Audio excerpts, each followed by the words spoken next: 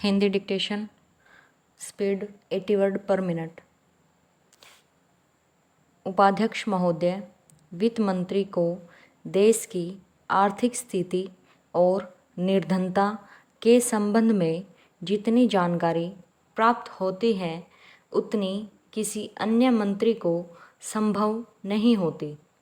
Budget बनाते समय वैसे तो बजट में आय व्यय का ब्यौरा होता ही है, लेकिन मूल रूप में देश की आर्थिक नीतियों में किस प्रकार का परिवर्तन है तथा किस मार्ग पर वह देश को चलाना चाहते हैं, सरकार का लक्ष्य क्या है, इन सब नीतियों का बजट में विवरण होता है। हमारे वित्त मंत्री चाहे जिस पद पर भी रहे हों, चाहे वे मुख्यमंत्री रहे हो या केंद्रीय सरकार में रहे हो, उन्होंने शानदार काम किया। जिस समय उन्होंने बजट प्रस्तुत किया उस समय देश को और विशेष रूप से गरीबों को उनसे बहुत सी आशाएं थी। देश में लगभग 6 लाख गांव हैं।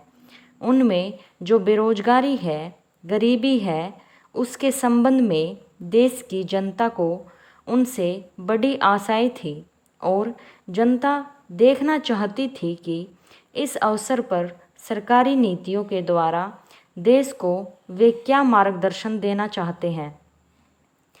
इस दृष्टि से 3 महत्वपूर्ण बातें इस समय देश के सामने थी। देश का आर्थिक विकास तेजी से हो, अधिक लोगों को काम मिल सके और मूल्यों में स्थिरता आए। जहाँ तक इन 3 उद्देश्यों का संबंध है, हमने देखा कि उस ओर कुछ प्रयत्न हुए हैं।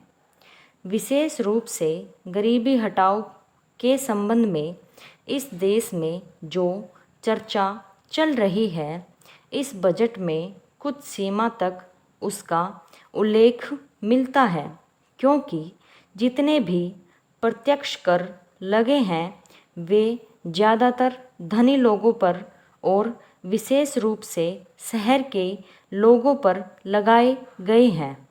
इस तरह से जो एक प्रकार की आर्थिक असमानता हमारे देश में चल रही है, उसको दूर करने का प्रयत्न अवश्य किया गया है।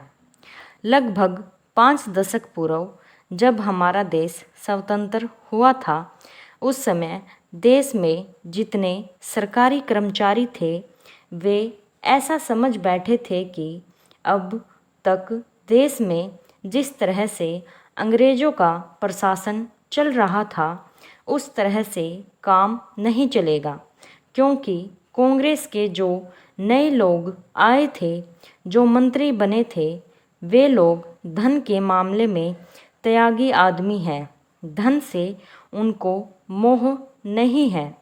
लेकिन बाद में उन्होंने देखा कि हमारे मंत्री लोग भी उसी तरह से शानदार जीवन पसंद करने लग गए जिस तरह से अंग्रेज करते थे। स्टॉप।